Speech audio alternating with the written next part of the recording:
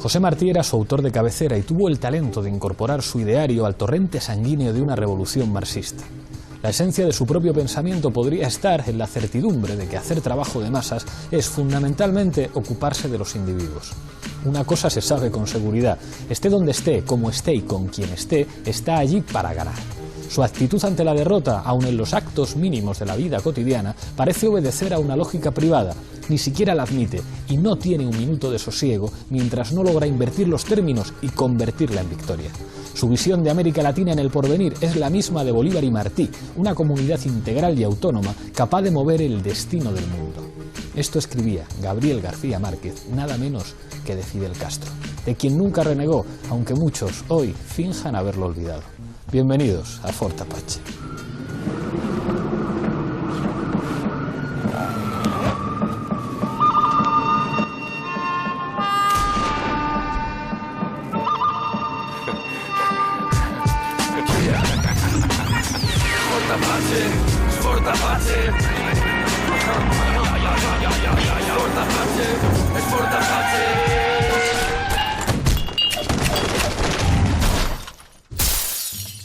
Esta noche en Fort Apache hablamos de literatura y de política para hablar de Gabriel García Márquez. Nos acompañan Juan Carlos Monedero, mucho tiempo sin verte aquí en Fort Apache. Bienvenido una noche más. Un placer regresar a estas tierras.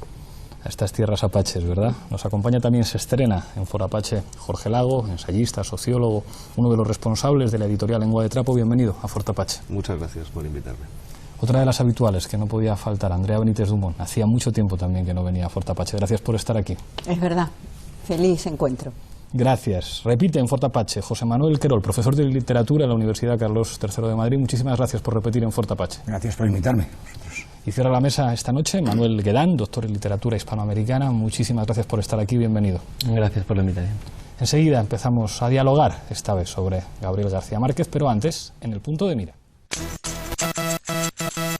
El Premio Nobel de Literatura, narrador y periodista colombiano Gabriel García Márquez falleció el pasado 17 de abril a los 87 años de edad en México DF. Autor de obras clásicas como 100 años de soledad, El amor en los tiempos del cólera, El coronel no tiene quien le escriba y Crónica de una muerte anunciada, afirmaba que lo importante del realismo mágico no era la magia, sino la realidad, y así denunció la opresión de su pueblo. Como intelectual comprometido, nunca renegó de su amistad con Fidel Castro o con Ernesto Che Guevara, y tampoco ocultó su simpatía por la Revolución cubana y la sandinista. Esta noche en Fort Apache queremos recordar a Gabo, que denunció la impunidad y la soledad de América Latina.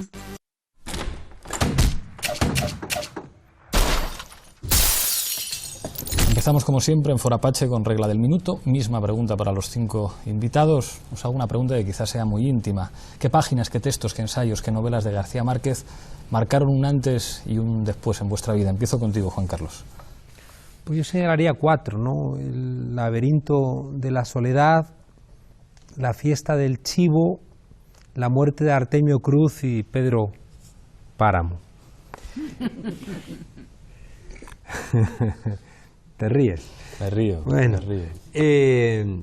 No tanto por ignorancia, sino porque creo que García Márquez se ganó el derecho de ser continental. Creo que es de esos autores que expresan un continente, que nos resultaría complicado, ¿no?, en el siglo XX en Europa, ¿no? Podemos acercarnos, ¿no?, a escritores centroeuropeos, nórdicos, pero continentales. En cambio, García Márquez, por su presencia en México, por su vinculación con Cuba, por su propia condición de costeño, ¿no?, de caribeño, al final pudo representar al continente, y por eso estos 4 libros. Aunque escriban otros. Jorge. Yo creo que fue lo primero que leí, lo que me impactó, que fue 100 años de soledad. Soy muy poco original. A mi madre le fascinaba, me lo dio, la edición original de Sudamericana, no sé qué edición, porque llevaba ya 20 o 30, Y creo que me fascinó por las mismas razones por las que ahora probablemente si lo volviera a leer no me fascinaría nada o incluso me generaría cierto rechazo, ¿no? Que tienen que ver con cosas que dice Juan Carlos, de un escritor continental que genera una identidad o intenta buscar una identidad, y que para un adolescente, incluso aunque sea una identidad personal frente a una identidad continental, hay un refugio donde esconderse, y que es algo que ahora a mí en la literatura me genera cierto rechazo, pero claro, tendría que volverlo a leer y no lo he hecho. Confieso que no lo he hecho. Gracias, Jorge. Andrea. La verdad que la primera cosa que leí de García Márquez fue impuesta por un profesor que se llamaba Relato de un náufrago. Y un profesor adorable, entrañable, exquisito, asesinado por la AAA en Argentina posteriormente.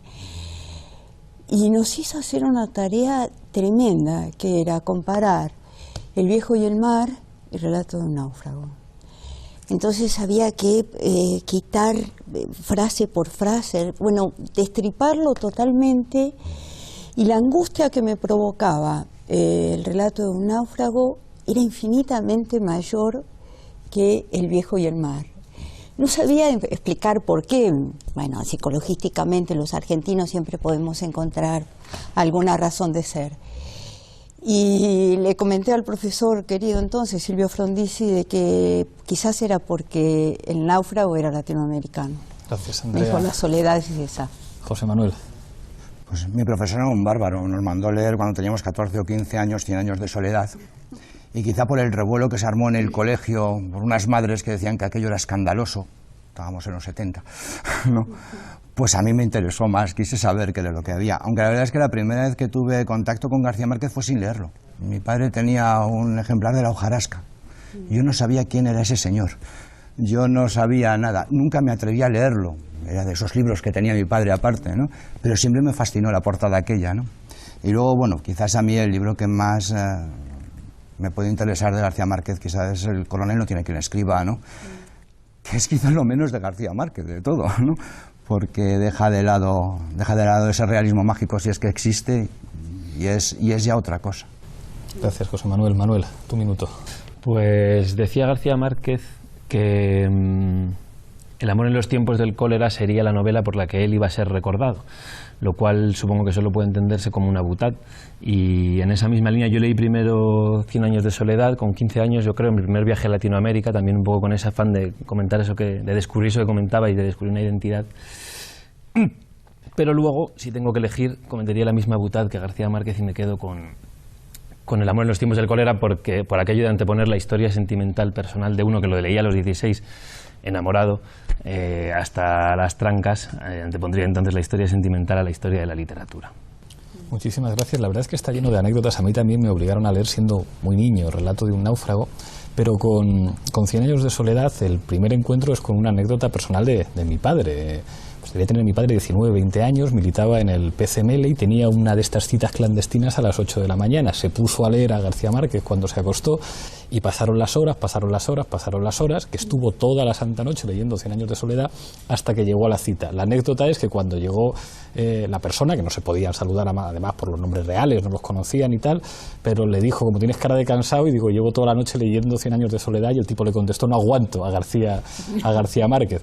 Es un libro que yo después leí y es verdad que de alguna manera es una de las representaciones del realismo mágico latinoamericano, que siempre los profesores de literatura nos vinculan con Valle Inclán, ¿no? En el caso de España, el callejón del gato, los espejos cóncavos, cómo hay que deformar la realidad precisamente para conocer claves, en este caso de la injusticia. ¿El realismo mágico, os pregunto, es un fenómeno que solamente se entiende desde la política latinoamericana o tiene algo más de universal ese fenómeno? Pregunta abierta.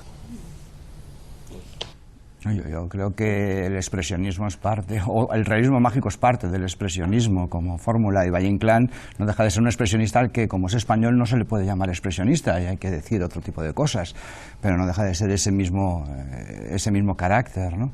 Y en la expresión, ya sea caricaturesca o no, aparecen una serie de elementos que no están en lo maravilloso de lo que lo que decía Todorov, sino que lo rozan, simplemente rozan entre lo extraño y lo maravilloso y quedan ahí. Lo que pasa es que el acervo cultural también católico en América Latina y en España hace que aquello que es maravilloso se convierta en religioso y por tanto en mito y en milagro. Y entonces terminamos llamándolo maravilloso, pero a veces el realismo mágico no es más que el realismo puro y duro que podemos ver en la España profunda o en la América profunda, fruto de la concepción religiosa y de los rituales que tiene la gente. A mí me parece eso, por lo menos.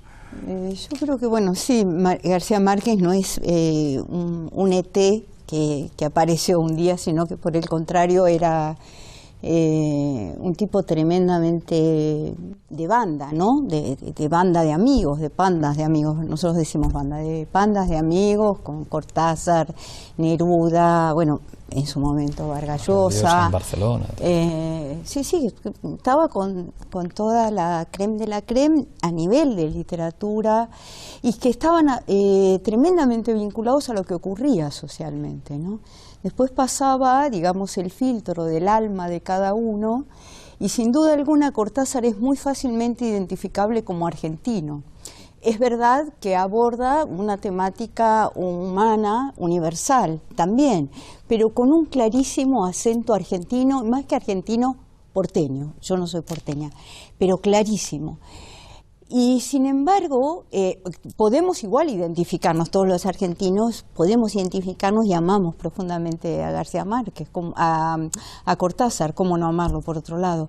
Pero García Márquez imprimió un sentido de toda América Latina y ese sentido orgulloso de ser de América Latina, ¿no? Antes había una cuestión de que, bueno, las grandes urbes tenían mucho más que ver con Europa, después de las fronteras, de las M30, las M40 que las circundaban, estaba América Latina y había mucha diferencia en eso.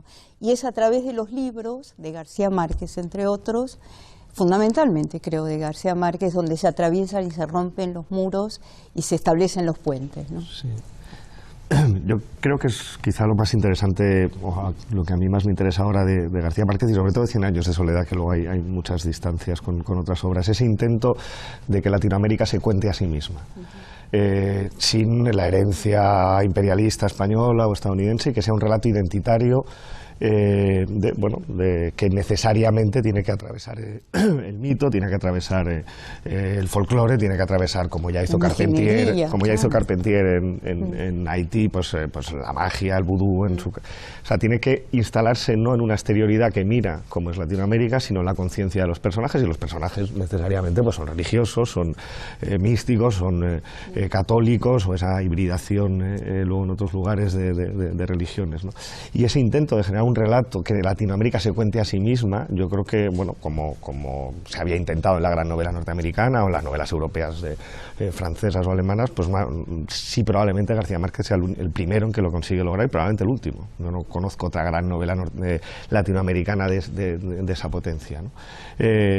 Y eso es interesante, ¿no? También es interesante que eso luego se convierta casi en una marca, ¿no? En un bestseller de lo que es Latinoamérica, fijándolo demasiado en el tiempo quizá y generando una cierta imagen ya no de Latinoamérica sino de lo latinoamericano, ¿no? Que podría, digo por generar un poco de debate, que podría ser criticable, ¿no? Juan Carlos. Es verdad que García Márquez construyó una marca tanto que las generaciones posteriores quisieron alejarse de ellos y inauguraron una nueva ciudad que era Mac-Hondo.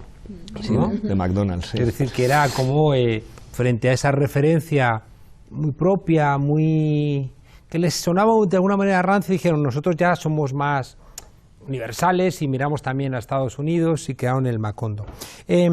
Hay una parte en este García Márquez de 100 años de soledad que es verdad que puede ser musical pero blando, ¿no? Es decir, que de alguna manera es de consumo fácil, ¿no? Yo recuerdo que yo llegué a García Márquez a través de Valle Inclán, ¿no? del Tirano Banderas, ¿no? Y el Tirano Banderas pues tiene mucho también de todo esto, ¿no? de ese barroquismo, de esta adjetivación, de estos estos posibles e imposibles acompañados, ¿no?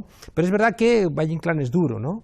Entonces, y luego ya conociendo más la literatura colombiana, uno pone al lado a Vallejo, la dureza de Vallejo, ¿no?, frente a la amabilidad, ¿no?, la aspereza, ¿no? de la amabilidad de García Márquez, y dices, a ver, ¿qué está pasando aquí?, ¿no? Entonces, de alguna manera, es verdad que García Márquez llegó seguramente al sitio preciso en el momento preciso, ¿no? Y que eso de alguna manera le ha permitido representar más allá de lo que realmente representa, porque estamos en un mundo de miércoles donde, nunca mejor dicho, donde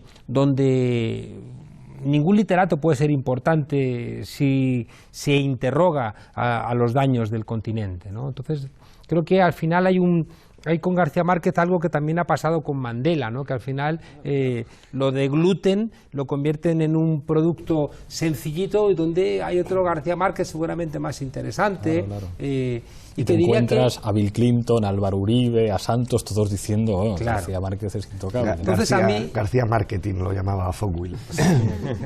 Entonces, a mí me interesa, por ejemplo, discusiones profundas que tenían entre ellos, ¿no?, como cuando se reparten, ¿no?, quién hace las novelas de los libertadores, ¿no?, y a él le toca hacer el general en su laberinto, porque a él le toca hacer Bolívar. Es verdad que tenían una lectura del continente, que seguramente se la enseñó Fidel Castro, ¿no? Seguramente son muy hijos, ¿no?, de la Revolución Cubana, son muy hijos de un momento histórico donde les obliga a interrogarse a sí mismos más allá de lo que realmente sentían, ¿eh? Seguramente García Márquez no siempre sintió correctamente según los puntos de vista de los cubanos, ¿no?, pero nunca traicionó a la Revolución Cubana por querer de alguna manera traicionar esa lectura del continente.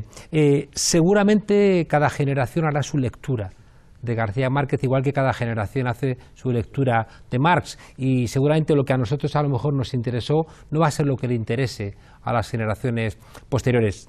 Sí que diría que una cosa que me llamó mucho la atención y es el hecho de que la guerrilla del M-19 utilizara 100 años de soledad para ponerse los nombres de guerra, ¿no? Es decir, que se llamaban Melquiades, se llamaban Aureliano, y eso era un elemento hermoso. Habrá que ver, ¿no?, ya digo, las generaciones futuras cómo leen, ¿no?, a este autor. Yo sí, retomando un poco el punto de partida de esta ronda, ¿no?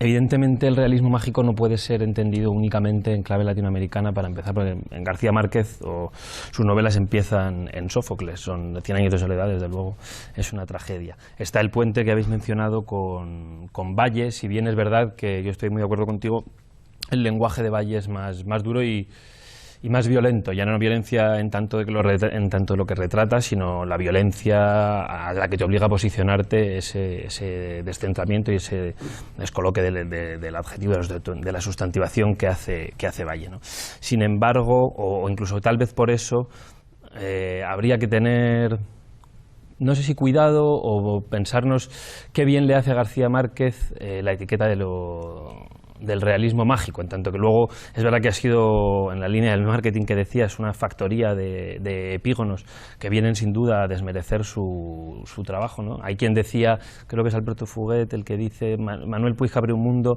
García Márquez cierra uno, ¿no? Es verdad que García Márquez en ese sentido viene a clausurar casi o a llegar al clímax de ese posible estilo, ¿no? Y si digo que convendría o podríamos pensar en separarlo del realismo mágico es porque García Márquez utiliza la magia y utiliza la mitología de una manera especialmente subversiva, cuando la magia y la mitología han servido tradicionalmente para camuflar otro tipo de explicaciones o en un orden de la evasión. Y por eso digo que su reutilización es muy fina, su reutilización políticamente comprometida con la magia y con la mitología es muy fina, y en cuanto se pierde esa finura de lo suyo es fácil que el realismo mágico se convierta en una marca meramente edulcorada, que no digo yo que no lo sea, claro que es el realismo mágico en la línea de Carpentier, pero bueno, que puede ser una etiqueta que si no se mide con cautela con el paso del tiempo se vuelva un poco gruesa y se pierda esa finura de su trabajo, ¿no? Sí, no, de hecho es que la etiqueta de realismo mágico, en esa etiqueta podemos meter muchísimas cosas y a veces hasta Sófocles, ¿no? Si nos ponemos. No, yo creo, hablando de la lectura del continente y de ese mito blando que decías, a ver, García Márquez yo creo que es capaz de coger una palabra y convertirla en novela. en historia, pero ir un poquito más allá incluso. Es una operación lingüística la operación del mito de García Márquez, pero es que más allá la convierte en mito. Y a mí lo que me da un poco de pena es la tristeza del mito hispanoamericano planteado por García Márquez. Es el paraíso, es el Edén, es el mito caribeño, además, en el imaginario de todos, ¿no? Es el nuevo comienzo para todos. En el norte no hubo nuevo comienzo, lo que hubo fue una continuación del viejo, ¿no? En el cono sur casi lo mismo, porque era el aluvión, ¿no?, que llegaba del viejo continente y que formaba simplemente un espacio geográfico distinto en los mismos modelos. Sin embargo, en el Caribe se planteó, incluso se plantea ya desde la época colonial, con los jesuitas y demás, un nuevo comienzo, un nuevo Edén, que ese es el que plantea en Macondo, yo creo, García Márquez. El problema es que, fijaos, tiene un pecado original. Ese pecado original es el incesto, que además recorre toda la novela por todas partes, ¿no? No sé si pensando en Vargas Llosa o en quién, pero el caso es que está ahí, ¿no? Bueno, en Levi-Strauss, que estabas publicando unos años antes. Sí, pero además Macondo muere de aislamiento. Es que América Latina es un paraíso que muere de aislamiento. Y el aislamiento de América Latina, además, casi obligado, ¿no?, como si hubiera una frontera. Pensad en tipo Huntington, el politólogo del Pentágono, del choque de civilizaciones, va y dice que Hispanoamérica es una civilización distinta de la occidental, cercana pero distinta, ni siquiera recoge en el mismo... Occidente son ellos. Sí, Occidente es Europa y Estados Unidos. Ya a partir de la frontera de Río Bravo, eso es parecido, pero no es lo mismo. Y ese aislamiento de América Latina yo creo que es el que traduce García Márquez en Macondo, y además con un final terrible, ¿no? Claro. Les quiero preguntar, porque lo sugería José Manuel, el nombre de Vargas Llosa. Es inevitable establecer esa suerte de simetría con un origen, por lo menos en lo político, muy cercano, el Vargas Llosa de La ciudad y los perros, que es una novela maravillosa. Y sin embargo, es decir, cómo a partir de ahí, los dos teniendo un éxito enorme. Yo no sé si tenéis la misma sensación que digamos que las últimas cosas de ambos dos tienen una distancia con respecto a las primeras considerables, y sin embargo las figuras mediáticas y políticas de ambos nunca dejaron de crecer. Vargas Llosa visita Caracas hace nada y se convierte en un acontecimiento político de la oposición en Venezuela. ¿Cómo juzgáis, digamos, esta especie como de camino simétrico y paralelo de los dos grandes premios Nobeles recientes de la literatura hispanoamericana, que además hacían banda o panda en su juventud? Yo creo que con la muerte de García Márquez se ha visto, o yo he visto, no se ha visto, es un poco prepotente, pero yo he visto y he tenido una sensación de nostalgia del mundo de bloques, del mundo enfrentado, donde hay referentes, porque hay relatos, y hay relatos finalistas claros y evidentes, y uno tiene una identidad política, literaria, ética. García Márquez o el mal, Vargas Llosa. La ficción neoliberal versus la ficción comunista, puede ser socialdemócrata, sí, y bueno, al fin y al cabo en Latinoamérica, y ahora pues esas diferencias. Ouleve, que es lo único que hay, y ¿no? entonces, claro, se nos muere el referente y hay una nostalgia de bloques terrible. Y claro, el problema es que esa nostalgia es la que es en sí misma terrible. Claro, el mundo ya no es eso, ya no estamos ahí. En Latinoamérica ni siquiera están ahí, en ningún lado, ni en Cuba. Es una cosa un poco terrible, ¿no? Pero yo sí he visto esa nostalgia y casi que tendrían que inventarlo, ese dualismo, si no hubiese existido. Y cómo se ha achicado también Vargas Llosa con la muerte de García Márquez, ¿no? Sí. Es decir, las declaraciones que hace son tristes, ¿no? Con sus gafas, su gorra, diciendo: muerto un gran escritor, el futuro va a ser reconocido por su obra. Y está tomando partido. Una cosa ahí como ¿no? De alguna manera, yo creo que también han hecho una lectura, ¿no?, de fin de época, ¿no? De alguna manera, ¿no? Como... Es que estamos en fin de época, yo creo, ¿no? Lo que esperemos que la próxima llegue pronto y así, ¿no? Yo creo que la evolución de los dos no ha ido en paralelo, a mí por lo menos me parece eso, ¿no? García Márquez yo creo que ha conectado con parte del folclore. Algunas de sus últimos libros son casi telenovelas, antes lo comentábamos Manuel y yo. Es decir, pero es que la telenovela es el gran género de industria cultural de Hispanoamérica, especialmente del Caribe. Es decir, en cierta manera se ha folclorizado García Márquez, ha ido de la intelectualidad al folclore. Vargas Llosa, yo creo que más soberbio por su parte, no. Vargas Llosa ha mantenido un discurso político al final. Al final ha convertido sus novelas en discursos políticos, y una novela nunca puede ser un discurso político. Está muy bien tener discursos políticos, unos más y otros menos, pero no puede convertirse en una novela, ¿no? Sí, pero sin embargo, yo creo que en la literatura de Vargas Llosa hay un tema bastante reivindicativo en lo social, que no lo tiene sin embargo García Márquez, aun cuando su posicionamiento político sea la antípoda en cuanto al posicionamiento político, o no sé si posicionamiento político, es su lugar en el mundo que eligió García Márquez tener, ¿no? Que evidentemente, bueno, se confrontaron y no era vicioso compararlos, ¿no? A la izquierda, claro, cada vez que Vargas Llosa tenía los estrepitosos apoyos a Estados Unidos o a gente de derecha, resultaba candoroso saber que existía García Márquez en algún lugar de nuestra vida, de nuestra historia y de nuestro presente. Era magnífico. Y es verdad que me parecieron terriblemente pobres las declaraciones de Vargas Llosa. Creo que perdió el momento de tener un reconocimiento de muchísima mayor dignidad, merecido por García Márquez, no por Vargas Llosa. Pero yo creo que hay una cosa que sí me gustaría decir. García Márquez, por supuesto, con toda la infinita obra, ¿no? Porque es meterse, hay dos puntos para mí centrales: la soledad, esto que planteabas del Edén de América Latina, pero también la tremenda soledad de América Latina y sus habitantes, ¿no? Sí. Y sus habitantes. Lo difícil que es asumir un Edén que se vive como un infierno, que se padece como un infierno, porque hay otros que han determinado que el pasar justamente en América Latina sea infernal para mucha gente. Y la soledad es una constante, un camino constante en García Márquez, donde, bueno, nos llegamos a desgarrar casi todos al leerlas, las distintas novelas. Y otra cosa, nunca dejó de ser un cronista, ni en las novelas, ni en la vida personal, ni en los hechos políticos. Nunca dejó de ser un cronista. Y el haber creado en el 90 y pico la Fundación de Nuevo Periodismo fue un aporte maravilloso. Eso determinó que... Siempre consideró además que el reportaje era un género literario. Efectivamente, efectivamente. Y generó una inquietud de eso, de quitar lo que era el periodismo del gobierno o el periodismo rosa o amarillito que existía en esos momentos en América Latina, sino que puso al periodista en el lugar del interpelador social, ¿no? Y que es para agradecerle eternamente, porque cambió muchas facultades. Todas sus novelas son crónicas. Ahora seguimos discutiendo, todas, sí. Vamos a ver qué nos tienen preparado en Zapping Apache.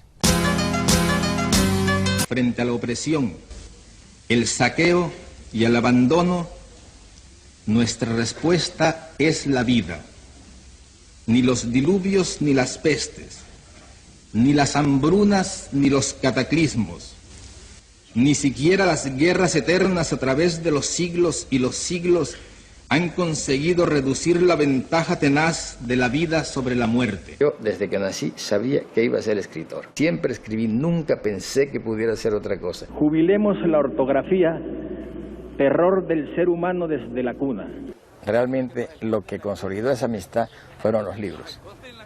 Y descubrí que es tan buen lector que yo, antes de publicar un libro, le traigo los originales.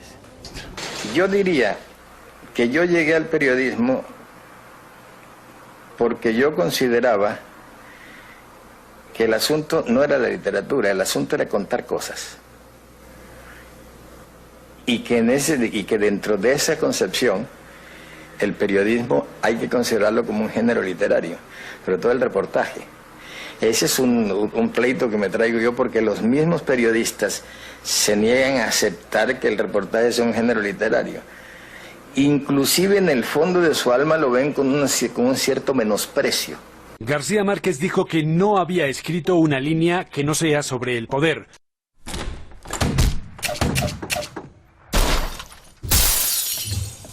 Claro, esta última frase, ¿no? Es decir, deja como una interrogante. Es decir, ¿hablar del poder es hablar de política o el poder tiene una dimensión que atraviesa todos los aspectos, ¿no? Porque es verdad, antes lo mencionábamos, la cuestión de de Gabriel García Márquez. Todos se apuntan a la moda de García Márquez.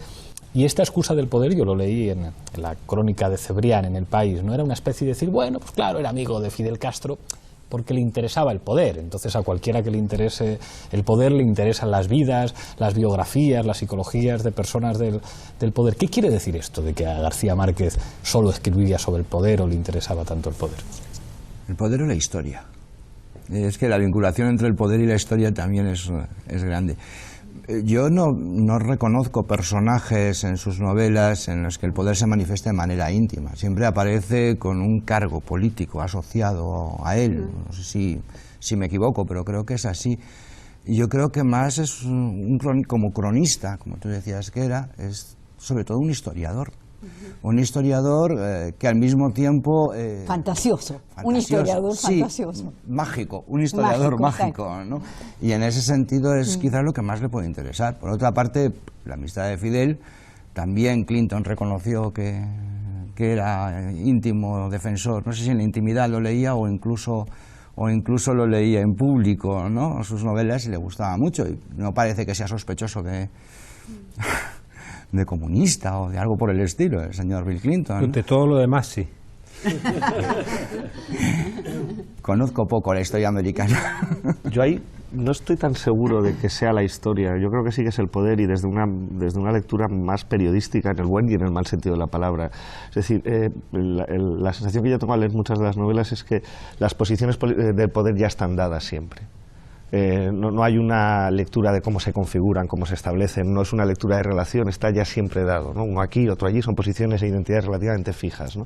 Que es lo que ha hecho una buena crónica, ¿no? Ver quién es quién, dónde está cada cual, pero que en ese sentido creo que es un poco estática la lectura del poder que hay en las novelas de García. Digo porque me he venido un poco con el rol de criticar y lo voy a hacer, ¿no? No criticar, sino desvelar un poco mecanismos que a mí me generaban dudas, ¿no? Creo que efectivamente es sobre el poder de lo que se habla, pero si nos centramos en 100 años de soledad, pues es una sociedad absolutamente formada, absolutamente unitaria, personajes con unos roles relativamente asentados, aunque les pasen infinidad de peripecias, cosas, intenten suicidar, no se puede, pero todo está ya estructurado, ¿no? Es casi como un mapa, como una buena crónica de un lugar, pero donde justamente no hay historia. Yo no estoy nada de acuerdo. Era por generar un poco de debate, ¿eh? Pero si quieres hablar... No, yo iba a ir de acuerdo con él, así debate, lo podemos Carlos, hacer dialéctico. Entra tú si quieres, Juan Carlos, como yo voy a ir luego... No os preocupéis, que yo os doy la palabra tranquilamente. Juan Carlos. Yo creo que el verdadero tema de García Márquez no es el poder directamente. El gran tema de García Márquez es la muerte. Y por eso el poder aparece ahí. Porque realmente el poder es el poder sobre la vida y también sobre la muerte, ¿no?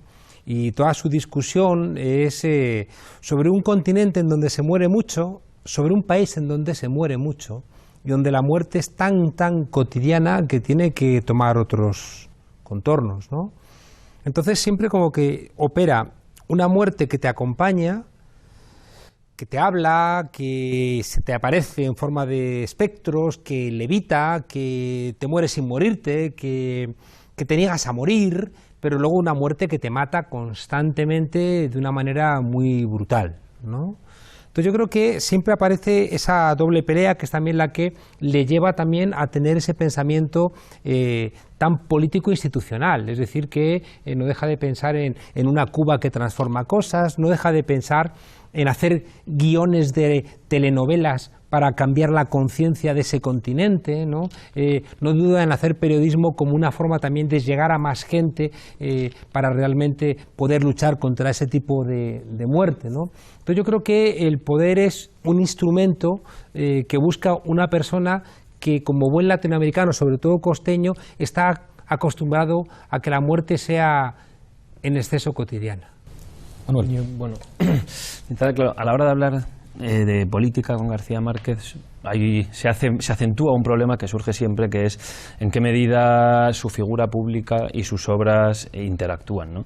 Yo en general con el fetiche del autor tengo ciertos reparos, como concepto ya para siempre para la literatura. Sí me interesa el autor y en este caso se hizo así, que se apropia del capital simbólico social que le proporciona su obra y lo reconvierte en activo político. Ya en la otra dirección me molesta un poco más en la medida en la que de qué manera sus intervenciones públicas pueden modificar la lectura de su obra, porque ese camino ya es el que me interesa menos, me parece más pervertido y tiende sobre todo a lectura de trazo grueso. Y ahí en el caso de García Márquez pues estaba un poco de acuerdo con Jorge, es evidente que, y en 100 años de soledad es quizás la novela más potente, estamos de acuerdo, y claro que hay una lectura sobre el poder, y el poder y muerte difícil sería que no fueran de la mano, ¿no? Pero creo que en esa frase cerrada que incluye 4 tiempos en una, en esa ausencia de diálogo, pero sí una frase de cierre efectista, todo ese tipo de dispositivo estilístico de García Márquez al final puede dañar un poco el retrato más complejo que pudiera hacerse del poder, ¿no? En eso. Andrea. Sí, tampoco se puede ignorar que García Márquez vivió con la dictadura, vivió largos periodos dictatoriales, ¿no? Y toda su banda, sus amigos también ocurría eso, ¿no?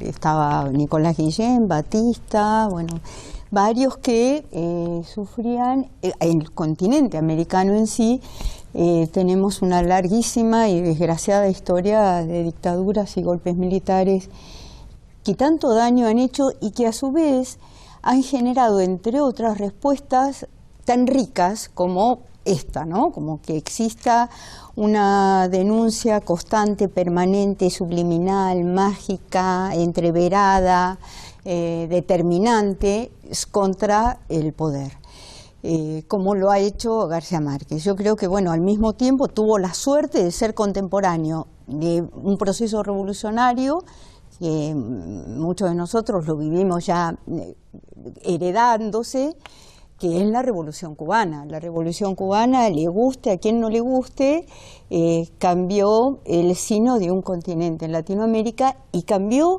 una forma de hacer política a nivel universal.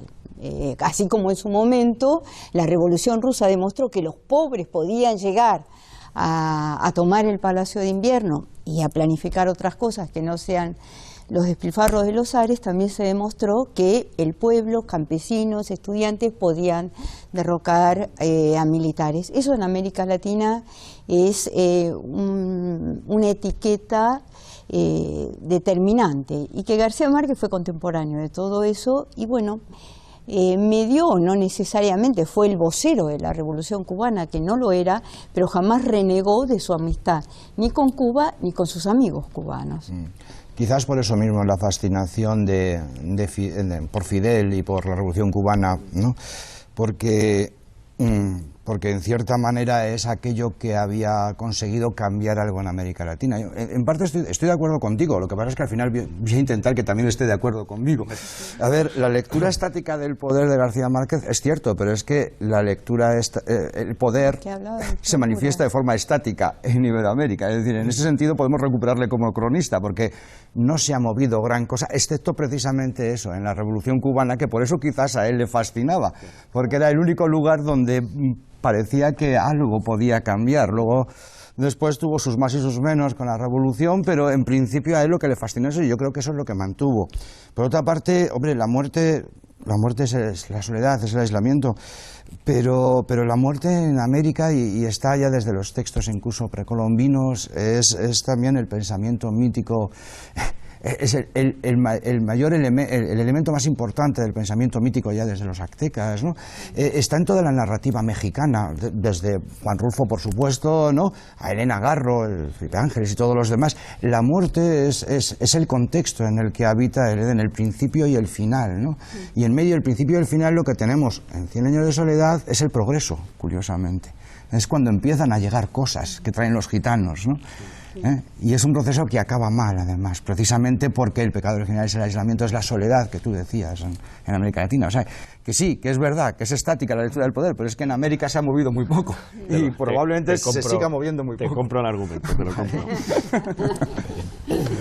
A mí me parecen muy telúricos, me parecen muy de la tierra, ¿no? Pues como Neruda, y por tanto, por eso los fantasmas. Él era muy amigo de Carlos Fuentes, ¿no? Entonces, Y de hecho hay una anécdota que es que hay un personaje mal resuelto en la muerte de Artemio Cruz, donde se le escapó a Carlos Fuentes qué hacer con él, ¿no? Y entonces, como eran amigos, García Márquez lo mata en 100 años de soledad. Y dice, fulanito se murió, ¿no? Como para decirte, regalo que tenías ese agujero, te lo voy yo aquí a cerrar, ¿no? Entonces yo siempre tengo la sensación de que hay una suerte de fatalidad en el continente que es con el que dialoga García Márquez. Y esa fatalidad, ¿no?, que tiene que ver, por supuesto, claro, es la soledad, ¿no? Y es una soledad que, fijaos, yo la entiendo en un continente que llegaron los extranjeros, mataron a los originales, llevaron a los negros a trabajar en las plantaciones y fueron abuelos y bisabuelos forzados de los propios que tenían que quejarse de su propia existencia. Entonces, en ese ir y venir es un jaleo, ¿no? Entonces, la propia reflexión de Octavio Paz, ¿no?, de qué somos sino ese cruce, ¿no? Entonces, la reflexión de la soledad también seguramente es una reflexión de dónde está nuestro yo, porque no está aquí, ¿no? Y seguramente viene de fuera, pero al venir de fuera, como bien señalas, va a venir arrastrando nuestra propia condición, ¿no? Como si entrase hoy la ciencia en la Amazonía y acabaría con ella. Entonces, es un pensamiento muy trágico, ¿no?, de alguna forma, pero es un pensamiento muy trágico, pero muy, no sé si llamarlo resignado, ¿no? Es decir, yo creo que en la obra de García Márquez hay un elemento de resignación, ¿no? Una cosa que más rabia me ha dado que en estos días de su muerte todo el mundo diciendo lo de la muerte anunciada de García Márquez, no seis perezosos, ¿no? Con cosas tan facilonas, ¿no? Pero esas novelas, de alguna manera, no le importa decir en la primera página que lo van a matar o que ya lo han matado, ¿no? Entonces, entonces no hay problema, ¿no?